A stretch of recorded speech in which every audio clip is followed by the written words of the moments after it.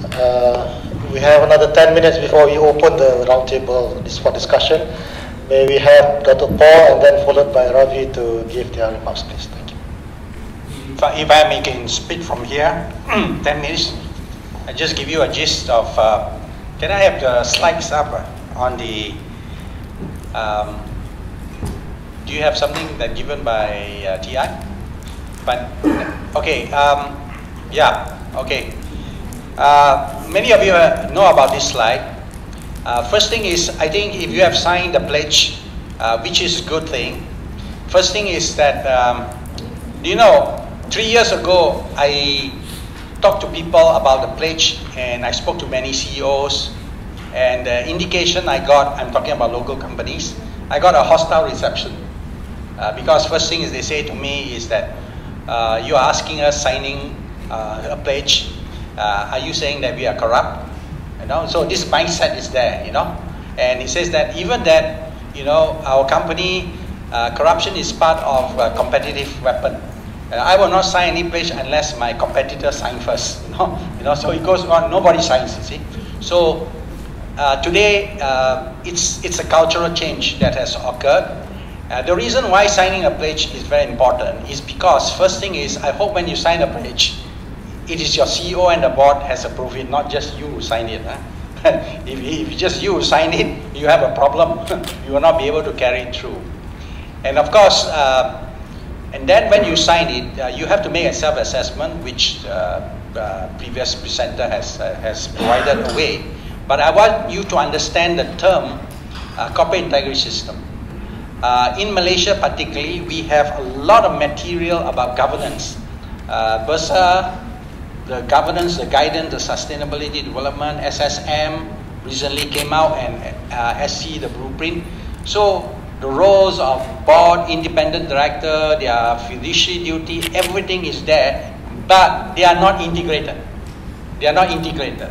And worse, in the sense that many comply with governance purely because the regulator wants it. And if you look at your annual report, it's just 1 page or 2 page, probably drafted together with the external auditor, and it is there. But actually, in terms of compliance and implementation, scandals still occur in public listed companies, in big companies, in small companies. Bribery still occur, you know, and employees still pay bribe, and then the directors will deny it. They say they don't know about it. Probably instruction is given to them, but when they are caught, the employee themselves will stand alone. They'll go to jail alone. The directors will not go to jail because they say we don't approve it.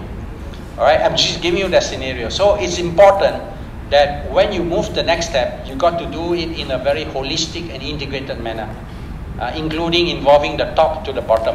And you got to look at the role of your internal auditor, your risk management.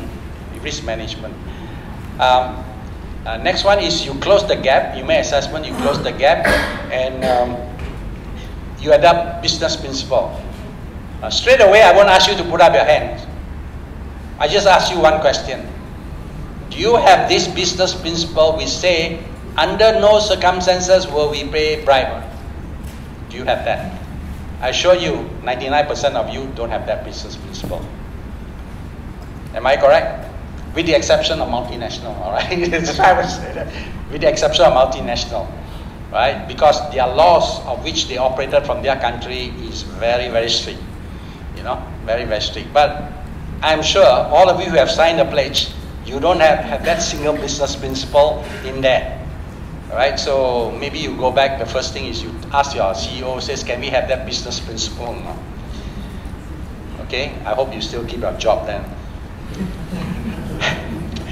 All right, so business principles, and you can see business principles in the website of IIM. They have one set for big corporation and one set for SME. Then once you have business principle, you really got to set up, because compliance means you need to set up the infrastructure to make sure you comply. It's very easy to have all the good statements, but to comply, you need to have the infrastructure. And one of it is, of course, you have a compliance officer, like Maybank, they have a compliance officer, you know, which is actually, if you like, a new type of job. You have internal audit, you have the risk management, then you have compliance officer. Actually, the compliance officer's job is actually also to bridge between the internal audit and also the risk management, risk management, you see. Because the internal audit spends a lot of time making sure you comply with the FRS, FIS, or don't know whatever standard there is, and the risk, just analyze the risk. But often you ask the risk management, have you analyzed the risk of having caught being corrupt or not? I assure you, 99.9% that risk is not there. Right? You ask, you see. So what you do is either you form a corporate CGI, a governance ethics body, which is chaired by an independent director, and which will involve participation of both the internal audit and also the risk management and the compliance officer. So it brings them together and pay attention to the issue of ethics, governance, and compliance. Then, of course, you implement the integrity tools. That's important. Integrity tools by itself, when you implement it, it's just there. People like the idea. At that time, you get caught for something, so everybody says you will have integrity pack. But integrity pack, when you put in place, without the other infrastructure, without the compliance officer, without the monitoring, it will only last for 1 day or 6 months, and after that, everything will be back to normal. Okay? So all the tools cannot be implemented unless you have this administrative infrastructure that continues to reinforce it. I know that many of us went through a period of promoting ISO 9000, right? And we got all the chart there, right? Quality begins with you, quality is everybody's business. Do the same thing, corruption begins with you, say no to it, everybody business is not to corrupt, not to pay bribe, you see. Everybody business is to whistleblow if your colleague pays bribe, So the same type of campaign and culture needs to be done. And by the way, there is now a proposal, I think by IIM, to look at the possibility of a Malaysian standard called 10,500, which is a anti-bribery corruption management system. And perhaps the assessment can be made and verification can be made by a third party, not yourself, right? Yes, I think you make assessment there by your employee, right?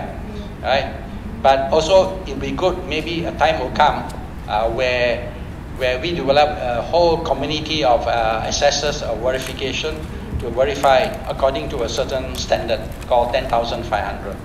And finally, if you are very good, you will report of what you have done, right? Apart from your governance statement, how many have you report that I'm able to report last year I paid no bribe?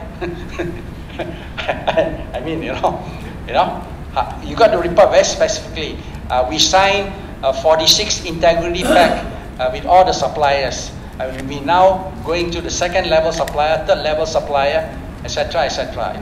You must report very specifically. In that way, and once you have it, then I think investors and other people will look at it and say, "Wow, this company is serious." Today we have this annual report awards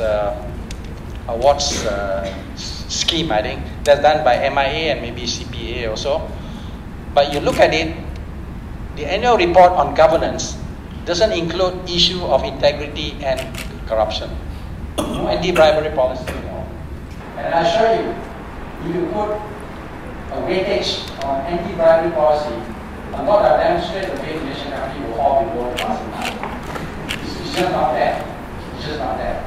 First thing is their mindset is they don't want to put it anywhere. Okay? So that's the end of my presentation.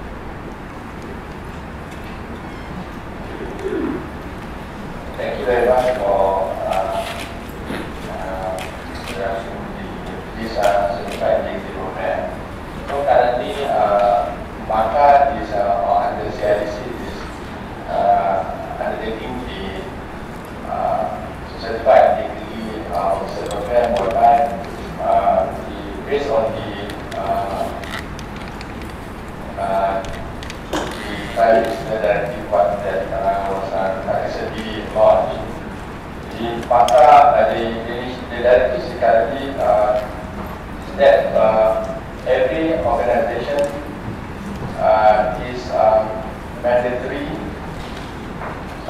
instructed to set up their integrity unit, basically, headed by the integrity officer, whereby on that networking of the integrity officer or from all the various government agencies and GRC, they will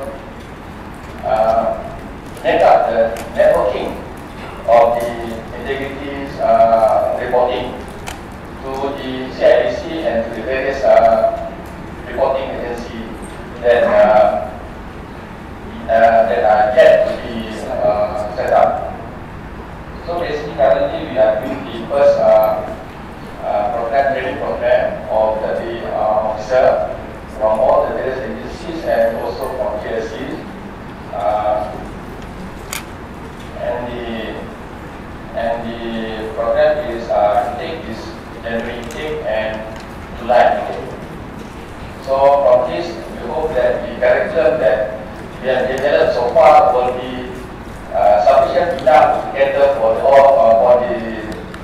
various requirements as to be what we have prepared or we discussed today, as well as the IIM suggestion that they must be reporting mechanism for the integrity officer to sustain the benchmarking as what we require. So from there, thank you. This is a very quick one. I believe Dr. Paul has already put this page up and we've already belabored the point. What we'd like to talk about is what Pemandu is going to be doing, and Dr. Sri Idris mentioned this at the press conference just now. We're going to help fund part of the activities of the CIP going forward for this year. And what we'd like to understand is, one, clearly we want to start closing the gaps. We want to start encouraging small caps to come into signing a pledge and doing more with us, with the help of people like Transparency International going into these small companies to start addressing gaps. So the funds will be provided. We need to ensure that there is an audit trail for the funds. We want to have integrity in the funds as well, right? So we'll manage the funds, we'll work through IIM and TI to ensure that when the companies come forward, we'll have an appropriate audit trail of how the funds are utilized. But more fundamentally, the funds have got to be a revolving fund. So we need to ensure how, and I'd like to ask for some feedback from this roundtable, how to ensure we can get the fund to become a revolving fund so that more SMEs can come forward and avail of the funds. What we'd like to start doing is over the next 2 months or so, starting middle of April, launch the overall activity and start getting as many SMEs involved, similar to what TI has already started with thumbprints. And ultimately, thanks to IIM, we now have the portal. But what we look for, what we seek from all the companies out there, from all of you, and maybe if you can spread the word to all the other companies as well, we need to start getting articles, we need to start getting blog entries, we need to start getting photographs, we need to get this to become a living entity in itself. We need companies to start coming forward to say, here are all the things that they're doing. Because even just now at the press conference, and I'm faced with a lot of questions by the press and various other organizations.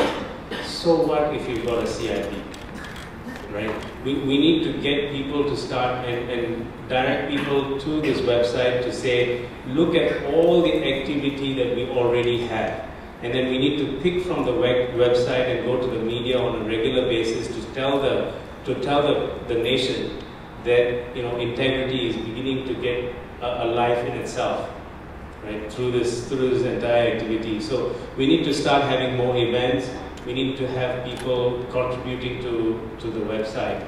And that's basically what we wanted to talk about today. But more fundamentally, I open the floor a little bit, and Chinizam, if you can help, moderate a little bit. We'd like to know how we want to seek your feedback before we start imposing anything. How can we make this a revolving fund? Yeah. Thanks. Thank you for the opportunity. It's clear Siemens was on the limelight for the wrong reasons a few years back, and that was a good start. It was a realization about the need for compliance, and I think worldwide, in a record time of 18 months, we have implemented a very extensive compliance system. The first and the biggest aspect here is the tone from the top. And it's our feeling that that is the most important one. The second aspect which I would like to highlight is from my experience, to say that there's a separate team of people looking into compliance makes no sense. Of course, the team is necessary, but just to say that it's their job to make a compliance in the whole organization makes no sense. So this has to be an interwoven, it's to be an integral part of the running of the business on a day-to-day basis. Of course, we need the head of compliance. We have the head of compliance, he's also here. And we need all the importance for that, but everyone must look at it as an integral part of the business. And the tone from the top, of course, is only clean business is our business. Of course, we are losing businesses in cases when we think it's not clean. The other aspect is, of course, it's the first step which counts, yes, but then to sustain. So it's also the tone from the top with every individual in mind. It starts with the induction of the first batch of people every month we have. Then we have monthly meetings. Every management meeting has compliance woven into that. We have best practices, and also we have tests for employees to make sure that they understand the aspects of compliance properly.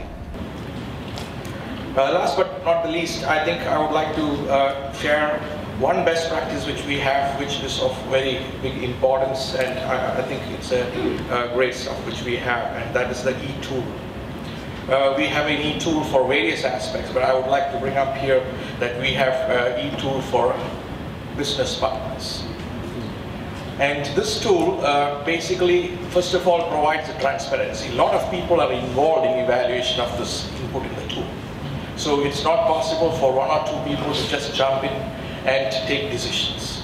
It's a very structured methodology. Secondly, it's very detailed. So it's not possible to just give some raw data and say, okay, now I've given the data and I'm ready to be a partner.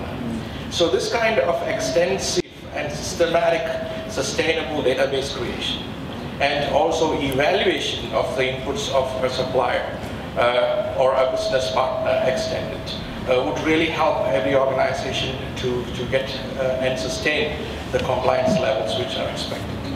Thank you. Thank you, Cik Nizam. Assalamualaikum and good afternoon. When Datuk Olu mentioned just now about the business principle, I'm glad to inform that on 20th January this year, IIM launched its Integrity Pact. It was launched by the Chief Commissioner of MACC, and it contains this principle that all vendors are to abstain from bribery, collusion, or any other corrupt practices, particularly in procurement process. And we made all vendors sign this pact. And there's a condition that before they can come and bid, they have to sign this pact. And this signing of the pact is a combination of these journeys that we took since we signed the CIP last year. We signed the CIP in April last year, and then we had an MOU with IIM to collaborate on integrity programs.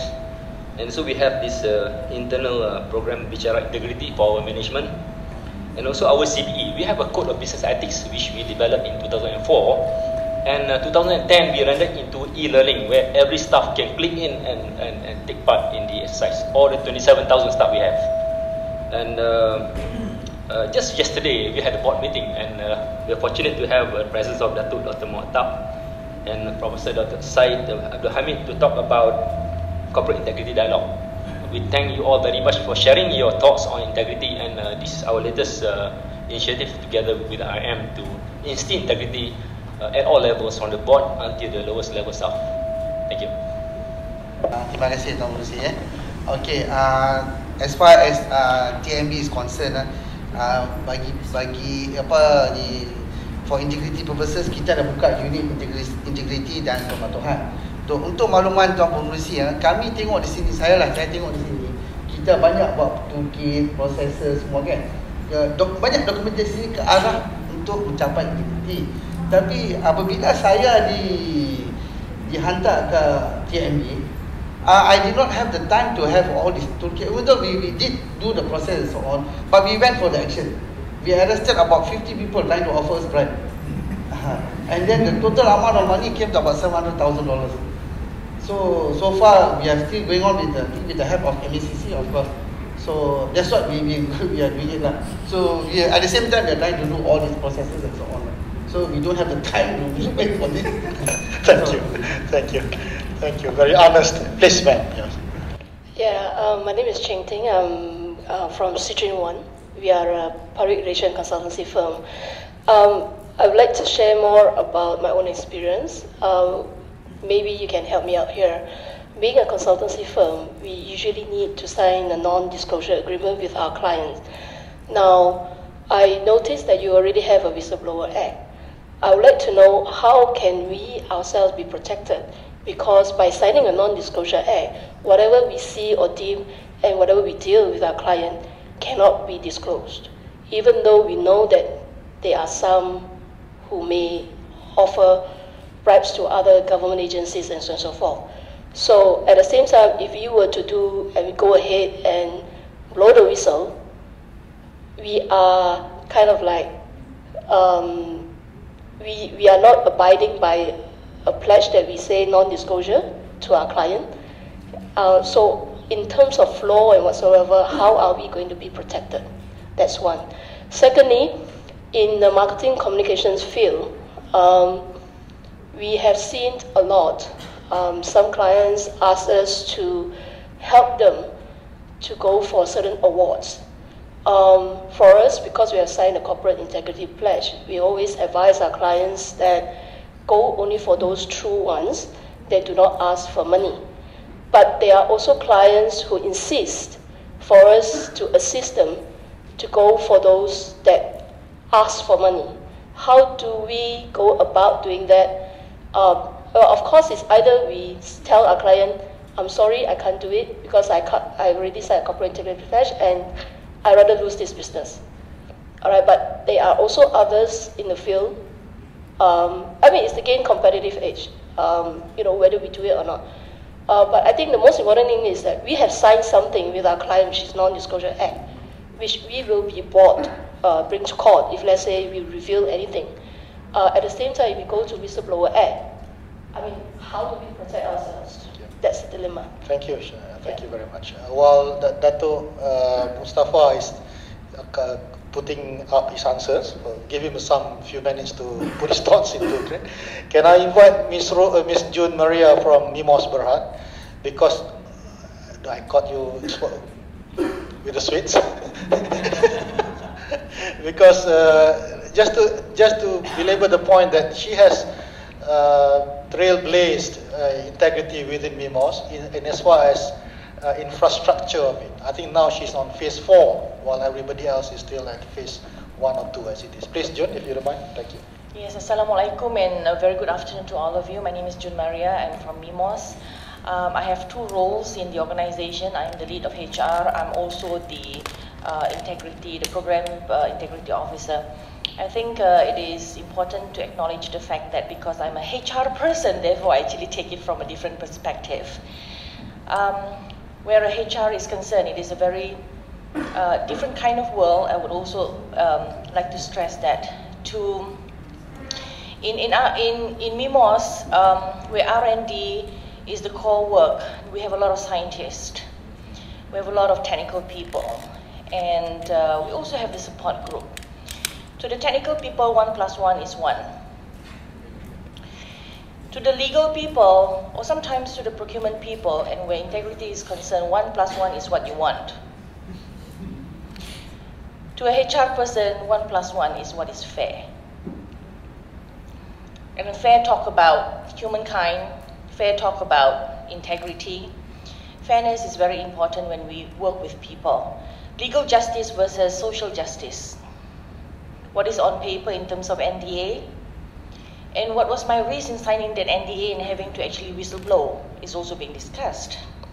So, taking it from the HR perspective, when we launch our integrity journey, it was actually launched from the perspective of a change management initiative.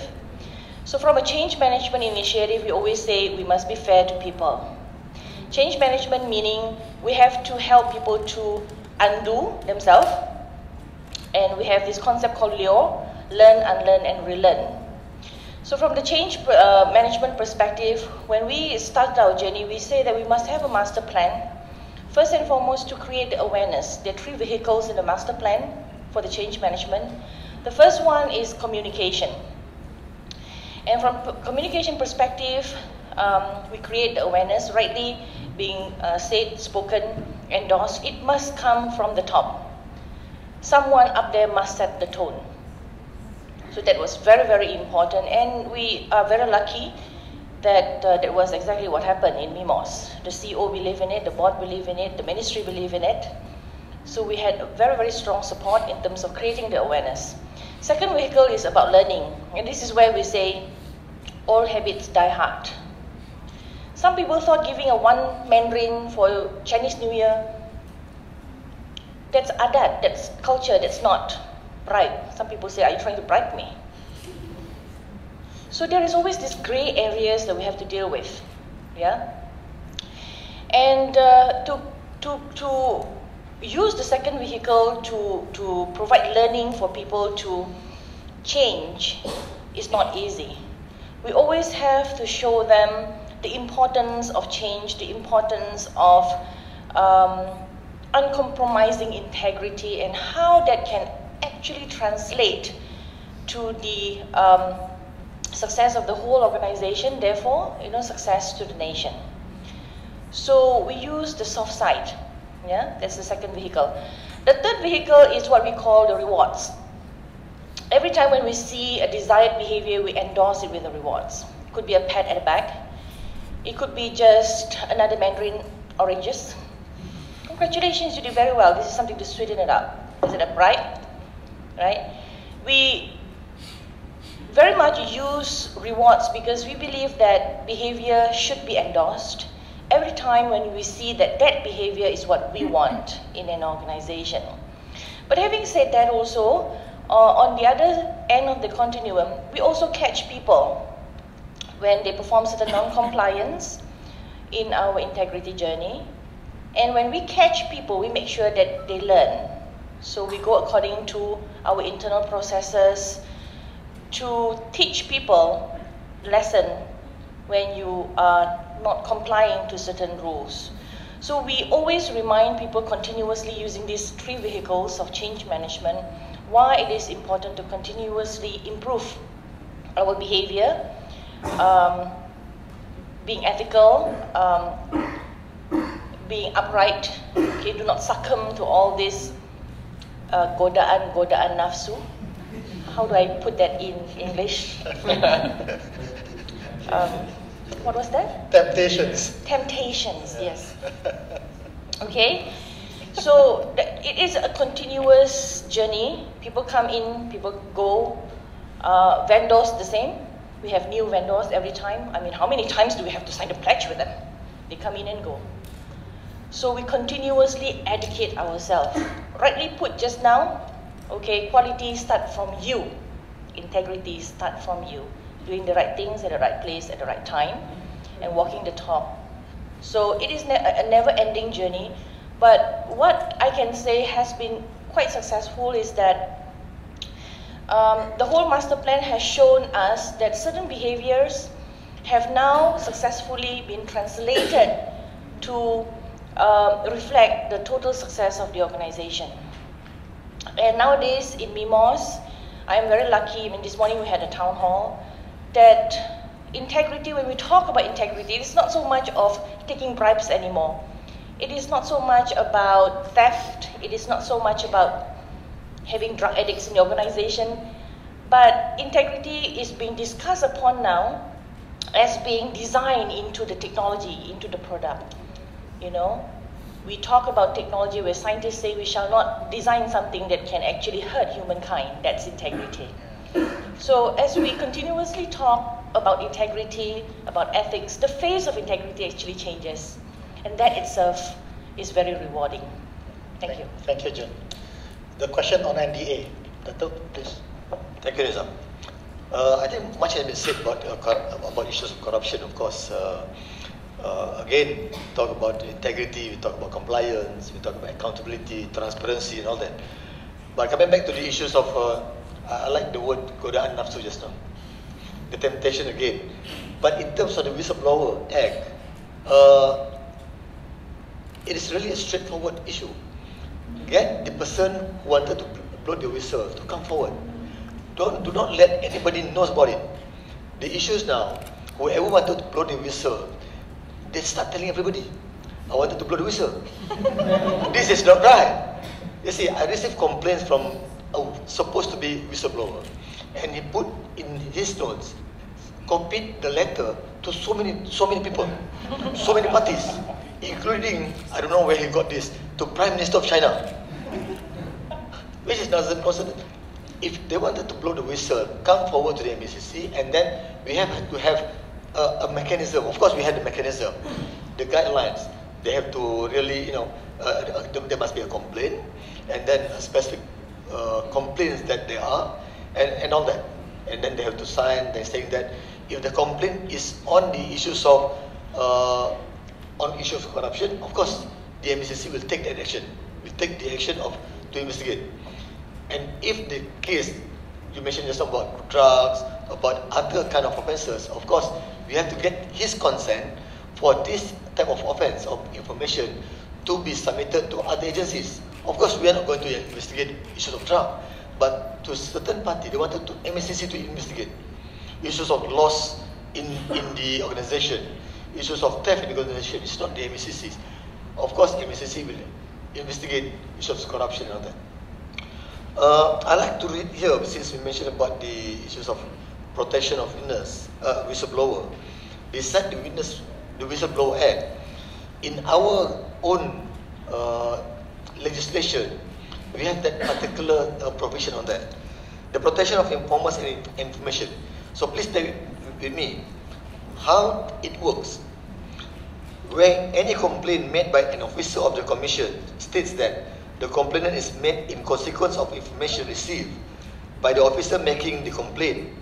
The information referred to the complaint in the complaint, and the identity of the person from whom such information is received shall be kept secret between the officer who made the complaint and the person who gave the information. Even me, as the director of investigation, I don't know who made the complaint to MACC. It's the officer who received the complaints knew about the complainant and also the officer. Okay, shall be kept secret between the officer who made the complaint and the person who gave the information. And everything contained in such information, identity of the person who gave the information, and all other circumstances relating to the information, including the place where it was given, shall not be disclosed or be ordered or required to disclose in any civil, criminal or other proceedings in any court, tribunal or other authority. You see, it's very clearly mentioned here. Even the court, in the process of due process of law, in the court proceeding, the judge himself cannot ask from whom you get this information to the extent. So please let our subordinates, our employees know that the information, the identity will be kept really secret between the officer and also the informants. On the second issue of policy and again you mentioned about the money and all that. If only we can really make our clients, so-called, our customers, between us as the organisation, the corporate sector, and also our client, let them know our policy. Sometimes we have beautiful pieces of documentation, talk about policies, talk about our integrity pledge and all that, but let our clients know about what have been pledged, so that they also as our partners rather than enemy. As our partners, that they also belong. I remember saying all this. That's why not only in Malaysia domestically, but we have to get our international partners also. The business chambers, for example, know that this is the Malaysian kind of commitment in not dwell into all the so-called implementation of the wrong things. Thank you. Tam, you want to add on the second question? Yeah, as a businessman, I will walk away from the business. If you have signed an NDA, make sure your NDA has an exit clause, then you can walk away from the business. We have walked away from many businesses. We are a small SME. When business like 1.9 million come to our hand, what do? If it's involved kickback, if it involves markups, we just say sorry, we have to walk away. That's it. And there are many people who want to do their business. Well, that's their business, none of our business. You just walk away. Sorry, I must say here, don't just walk away, but report if any. You see, one important element, whenever you're being offered, you must report. It is embedded in the legislation. If not, you are also committing an offense. Sorry. The case on paying money to get a brand recognition, especially if you're coming from advertising, you see, this is going to be an issue. Your client wants a brand recognition, although he actually has got no brand and probably cannot live up to the brand anyway. So, but because you have the skill, the communication skill to make some good design, to make some good communication, at least superficially, you see, and part of the deal could include paying a brand promoter $50,000 for your name to be splashed in the newspaper, for a tuxedo to be worn, and everything. I would say that this is an ethics issue and also a corruption issue for the advertising community. Because here, what you are doing is you are actually presenting falsehood. I mean, you know very well, and the acquisition of that brand recognition has nothing to do with the person's capability. It's all about paying money to somebody to splash your name around, right? Right? To me, it's a very subtle form of corruption. To me, it's a subtle form of corruption, and at the end, you're actually deceiving the public. Deceiving the public. I know there are a lot of splashes going around, and they put in it. People have come to us, to be frank, and we say to them, in your conscience, in your management policy, you want to go ahead with this? Because in a matter of time, the consumer will find out that you cannot live up to your brand. So that's corruption. That's corruption. Corruption is not necessarily just like I pay you a bribe or a license. So corruption, by TI definition, is basically an abuse of entrusted power for personal gain. This is what it is. So I hope we clarify your issue. Thank you. What do you think about the revolving funds to help each other in this whole business of integrity? Are there any naysayers? Can we say we consensusly agree to the proposal that Pemandu, of course, will do the seed capital as usual? But can we top up once everyone so that we can have this party again next 1 year, this kind of thing? Or we can go and chip in to TAM or to Maybank and Maybe I put it this way. We did a sort of a study on the CSR program of many companies, particularly the big one. None of them allocate money to fight corruption and promote integrity. Except Siemens. I don't know, I've not seen Siemens because yours is globally. But most of it is about giving to charity, about having a good photo shots, about environment a little bit, but very, very few is setting aside for fighting corruption. I mean, for enhancing the society and all that. So maybe maybe you need to have a mindset change to say that whether your CSR allocation which you have, whether a proportion of it could go to a fund like this in helping the society to deal with issues of integrity and corruption. Yeah. Can I get that consensus, please? Prakash, you want to say something? I think if it is clarified by Bimandu and the government that this is a valid cause into which the corporate sector should go into, I'm sure there should be a lot of support possible. Thank you. Yes, Mr. Because TI has got a BIP, which is CIS. If you do a CIS, then there will be a charge for it. I mean, the fee, just like you do ISO 9001. So if for companies to do CIS, there will be also a fee. Now, why a lot of SME do ISO 9001 is because most of the multinational, what is your caliber? Oh, I have an ISO 9001, and then you take us in as your supplier, right? So the same thing with CIS, okay? If you don't have a CIS, I don't take you in as my supplier. That's finish. You know, then you scramble to go and get yourself certified with a CIS. So that will bring in a lot of revenue to get a revolving seed capital. We're not talking about the quantum or the projects. Yeah? We are talking about commitment to what we, Roundtable, believe should be the way forward. That's it. If there's no violent disagreement, then the next step forward, we can also always write a letter to your respective numero uno, yeah, and saying that this is the aspiration from the ground. Then we can move on in that sense. Yeah. Can I conclude in that manner to what Ravi wanted us to agree? Or is there any other suggestions to how can we best entertain this idea of a revolving fund? Can I make one suggestion, perhaps? Yes, please. Mark. Yeah. I think, Tam, the issue really is where does the value lie? If SMEs are going to do this, they need to see the value, which is, I think, what Tam was getting at. And SMEs don't usually have much spare cash, so they'll probably be reluctant to fork money out unless they can see the value lies. There's two areas of value. One is sales, one is procurement.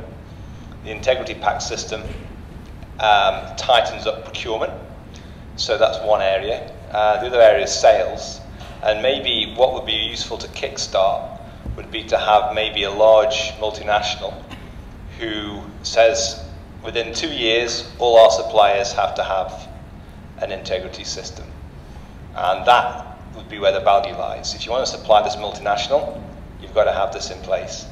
And I think that was what would create the top up, because if companies do that and they borrow X thousand to do the CIS on a soft loan, and then they're expected to put that back in within 2 years, that's your top up process. So that's my suggestion, that we get a large company on board. Thank you. It needn't be multinational, actually. It could be Malaysian. Yeah. Just has a lot of suppliers. Or a GLC for that matter. Yeah. Very true. On a subliminal level, if we are not thinking about the quantum or the amount of the project cost, can we somehow go back and try to take stock whatever expertise, knowledge, or for that matter, best practices that we have in-house, can we commit that we can share in this kind of forum? FOC, pro bono.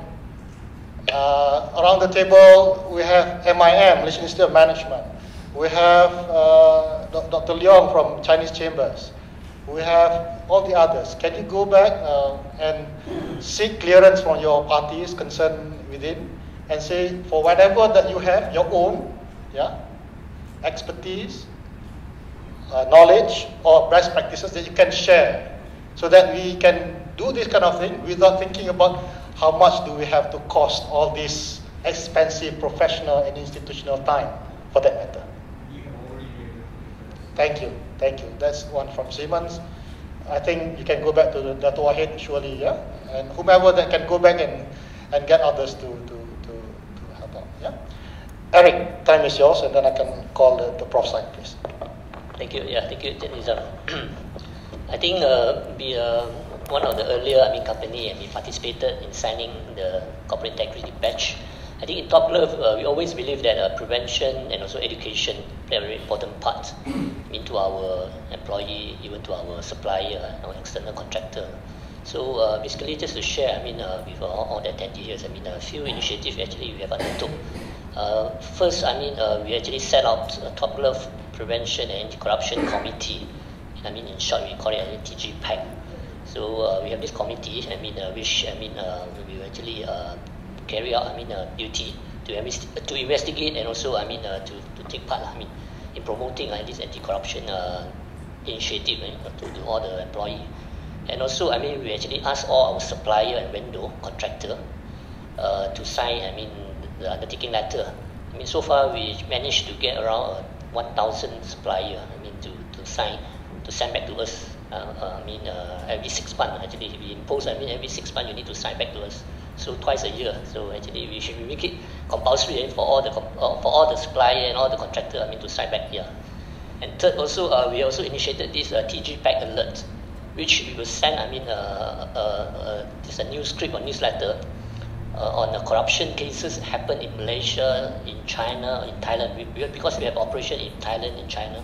So we will get our staff also to monitor some corruption cases happen in Thailand or in China, in other country, which we will send out to all the staff to serve as education purpose. A continuous awareness program to actually educate our staff on all these consequences of corruption happen in other country.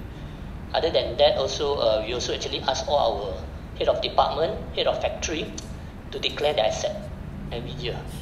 Make it compulsory.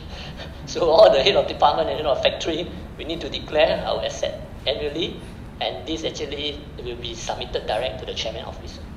So the chairman will have a first assess, and then we will evaluate one by one this declaration every year. So basically these are the few things. And also, besides that, we also work closely with international, Transparency International, and then other institute, to promote and to organize anti-corruption talk and other activity from time to time. Yeah, thank you. My name is Aliza Abdurrahim. I'm the PR Director at Essence Communications.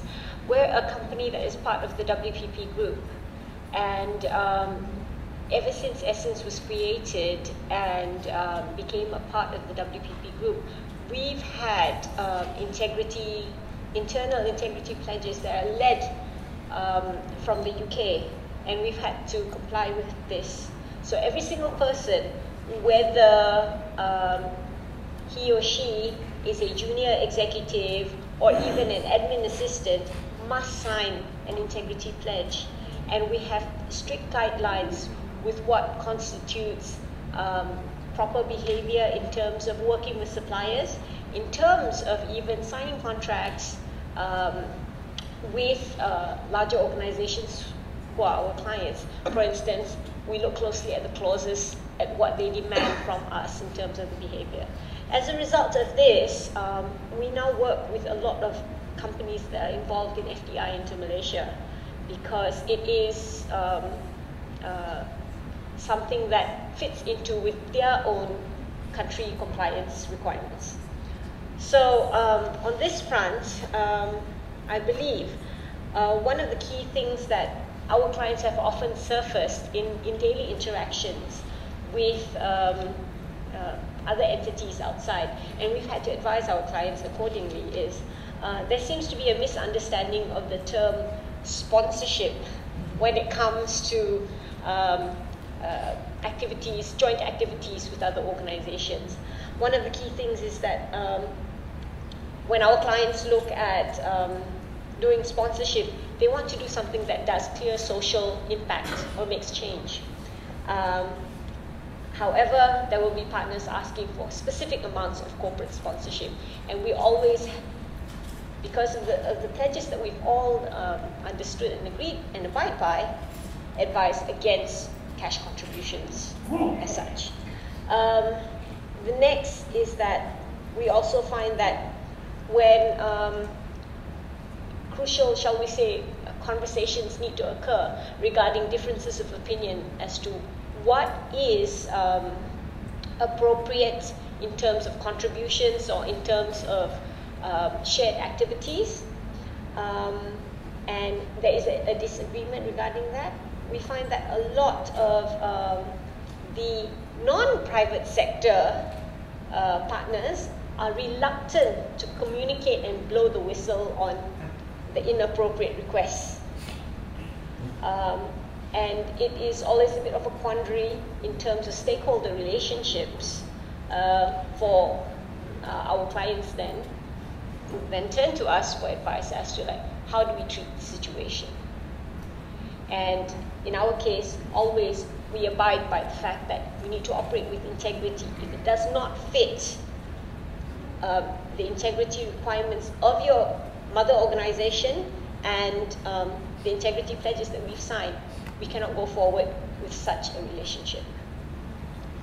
Okay. Similarly, that brings me to another question, which is, if we are all here very clear about what constitutes integrity, what constitutes corruption, who communicates effectively to these non-private sector bodies, whether they're at state, at federal, at municipality level, as to what constitutes proper integrity and non-corruption practices?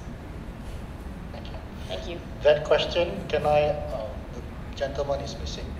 Shahrudin is the director from MACC Consulting and Inspection Division. Yeah, that question you posed just now. Yeah, and together with us, we can also engage another of his colleague, Dr. Samsia of the Community Education Division, to be the conduit for that message to be passed to the right parties. Yeah. But having said that too, Citrin, and in your case, Dream Edge. Essence. Sorry. Yes. So then, okay, the PR. You are from the PR front. What we may require from you, in as far as what Ravi's fourth slide is concerned, is whenever you have all these scenarios or questions or incidences that you faced, can you type it somewhere or store it somewhere and then post it to the portal, so that everybody, whatever your occasions or your incidences, will be known by the rest. Of course, you have to do what's necessary, deleting the names and the like. But more importantly is that the message is captured, and then it is understood and learned by everyone. And that's where the portal is meant for. Yeah. So that can we do that? Can you ask from your colleagues to do so, and all the other PR firms who has committed your CIP to this forum? Yeah. Prof Said, sorry to keep you in waiting. Can we have you to please? I think time is already running out. It's 5:20. But I just would like to share my agreement with Dr. Bolchan as regards to the role of social responsibility in terms of promoting awareness in ethics. I think this has not been given that much emphasis, and I believe there are ample opportunities that can be taken. The only problem is that CSR project in terms of promoting ethics and integrity, it requires tremendous amount of resources. No one particular organization can just do it, unless it is confined to a particular community or something like that. So in that sense, if everybody chip in terms of resources, so that there can be one formalized project or institution, that can undertake and then report back to this organization to show the impact of their contribution and also their resources, how it has contributed to a general awareness. And this awareness is not only for the private sector, but it's also for the others, the voluntary, the NGOs, and the governmental sector, to see that the outcome and the result of this sharing of resources. I think this is one step ahead towards a national agenda. I think the least that we can do is support one another. That who has got CIS or CP, you choose to deal with people who declares, and practice all this integrity or zero tolerance towards corruption. That's the least that you can do. I mean, on the table, I can see Top Glove, I can supply to him, and I can supply to Maybank, but we are not. Thank you. Okay. While I'm sitting here, I hear a lot of practices, good practices, and we also have the portal on the other hand.